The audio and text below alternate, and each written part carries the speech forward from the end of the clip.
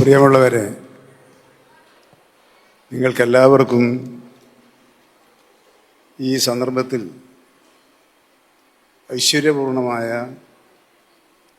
സന്തോഷകരമായ ഓണാശംസകൾ നേരുകയാണ്. ഓണം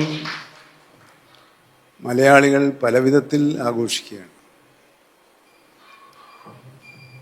എന്നാൽ ഇത്തരത്തിലുള്ളൊരാഘോഷം നേരത്തെ നടന്നിട്ടുണ്ടോ എന്ന് എനിക്കറിയില്ല. എൻ്റെ അറിവിൽ ആദ്യത്തേതാണ്. അപ്പോൾ ഓണം നമ്മുടെ കണക്കുകൂട്ടലുകളെല്ലാം തെറ്റിച്ചുകൊണ്ട്, അതിരുകൾ ഭേദിച്ചുകൊണ്ട് പുതിയ മേഖലയിലേക്ക് എത്തുകയാണ്. ആ ശുഭവേളയിൽ റിയൽ എസ്റ്റേറ്റ് മേഖലയിൽ പ്രവർത്തിക്കുന്ന ആളുകൾ ഒരു പ്രത്യേക രീതിയിലാണ് ഓണം ആഘോഷിക്കുന്നത്. പണ്ട് റിയൽ എസ്റ്റേറ്റുകാരെന്നല്ല പറയാറ്, ബ്രോക്കർമാർ എന്നാ പറയാറ്. അത് മാറിയപ്പോ ഡീൽ മേക്കേഴ്സ് എന്ന നിലയിലേക്ക് എത്തിയിരിക്കുന്നു. ഈ പ്രവർത്തനം നമ്മുടെ സമ്പദ്ഘടനയിൽ വലിയ മാറ്റമാണ് വരുത്തിയിട്ടുള്ളത്.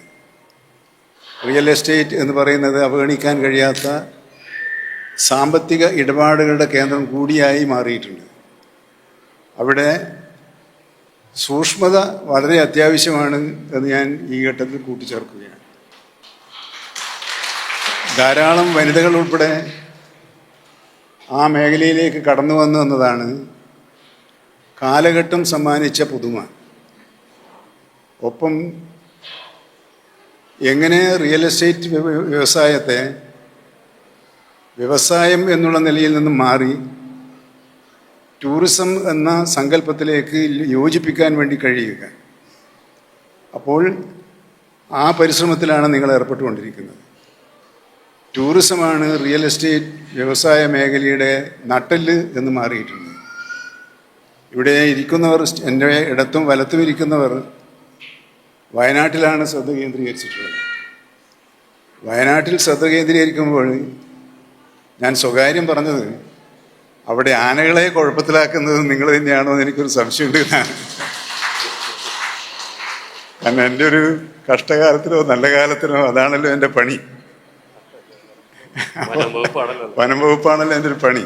വനം വകുപ്പിന് ജോലി ആളുകൾ വിചാരിച്ചത് മൃഗങ്ങളെ വെടിവെച്ച് കൊല്ലലാന്ന്, അവരെ സംരക്ഷിക്കലാന്ന് എൻ്റെ പണി. പക്ഷേ ആളുകൾക്ക് പ്രയാസം ഉണ്ടാകുമ്പോൾ ആ പ്രയാസം പരിഗണിക്കാതെ പോകാൻ ഒരു ഭരണാധികാരിക്ക് സാധ്യമല്ല എന്ന യാഥാർത്ഥ്യ ബോധത്തോടു കൂടിയാണ് ഇന്നലെ വരെ ഇന്നും ഞാൻ പ്രവർത്തിച്ചുകൊണ്ടിരിക്കുന്നത്. നാളെയും അങ്ങനെ കഴിയാൻ നിങ്ങൾ എനിക്ക് വേണ്ടി പ്രാർത്ഥിക്കണമെന്ന് കൂടി ഈ ഘട്ടത്തിൽ അഭ്യർത്ഥിക്കുക.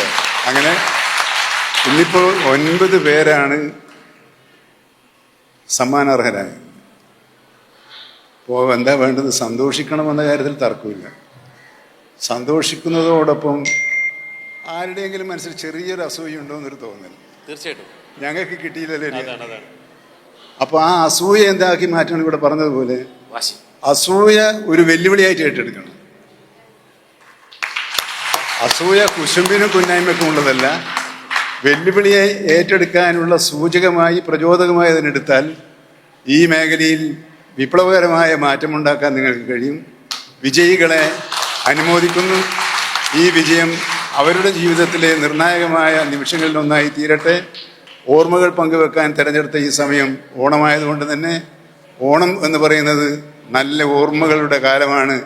നല്ല ഓർമ്മകളിലെ നിങ്ങളുടെ ഡയറിയിൽ ഈ ദിവസം പ്രത്യേകം കുറിച്ചിടാനുള്ള അവസരം സൃഷ്ടിച്ചത് ഇതിൻ്റെ സംഘാടകരോട് എനിക്കുള്ള നന്ദി രേഖപ്പെടുത്തുന്നു. യാദൃച്ഛികമായിട്ടാണ് ഇന്നിവിടെ വരാൻ എനിക്ക് കഴിഞ്ഞത്. കഴിഞ്ഞ ദിവസം കോഴിക്കോട് വെച്ച് മാധ്യമം പത്രത്തിൻ്റെ ഒരു അവാർഡ് എൻ്റെ തൊട്ട് നിൽക്കുന്ന സുഹൃത്തിന് കൊടുക്കാൻ എനിക്ക് കഴിഞ്ഞിട്ടുണ്ട്. അന്നാണ് നല്ല പരിചയം ഉണ്ടായത്. പിന്നെ വയനാടാണ്, റിസോർട്ടാണെന്ന് കേൾക്കുമ്പോൾ ഞാൻ കുറച്ച് ശ്രദ്ധിച്ചിട്ടുണ്ട്. ഇപ്പോൾ ഞാൻ അവരോട് പറഞ്ഞു, നിങ്ങൾ കുഴപ്പത്തിലാക്കരുത് തന്നെ. അപ്പോൾ പിന്നെ പറയാനുള്ളത് എന്താണ്? റിസോർട്ട് സ്ഥാപിക്കുന്നവർ അതിന് ചുറ്റും പച്ചപ്പ് നിലനിർത്താൻ ശ്രമിക്കണം. അപ്പോൾ നമ്മളിപ്പോൾ ഗവൺമെൻറ് ചന്ദനമരം വെച്ച് പിടിപ്പിക്കാനുള്ള ഒരു പരിപാടി ആവിഷ്കരിച്ചിട്ടുണ്ട്. ആ പരിപാടി ഇവർ ഏറ്റെടുത്തിട്ടുണ്ട്. അപ്പോൾ അത് അഭിനന്ദനാർഹമായ കാര്യമാണ്. അപ്പോൾ കയ്യടിക്കല്ല. അതിന് മുമ്പേ ഒരു പ്രശ്നം, ഇത് മുറിക്കാൻ ഇപ്പോൾ അനുവാദമില്ല. അപ്പോൾ അത് വിചാരിച്ചിട്ട് നിങ്ങൾ ചന്ദനം നടാൻ നിൽക്കണ്ട. സ്വയമേവ നട്ടുവളർത്തുന്ന മരങ്ങൾ മുറിക്കാനുള്ള അനുവാദം നൽകുന്നതിനുള്ളൊരു നിയമം അടുത്ത നിയമസഭയിൽ കേരള സർക്കാർ പാസാക്കും എന്നുകൂടി അറിയിക്കാൻ ഈ സന്ദർഭം ഉപയോഗപ്പെടുത്തുകയാണ്. അങ്ങനെ എല്ലാറ്റിനും നന്മ വരട്ടെ, നല്ലത് വരട്ടെ.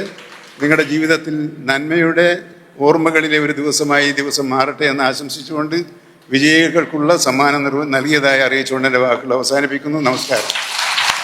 Okay, thank you minister Saseendran sir.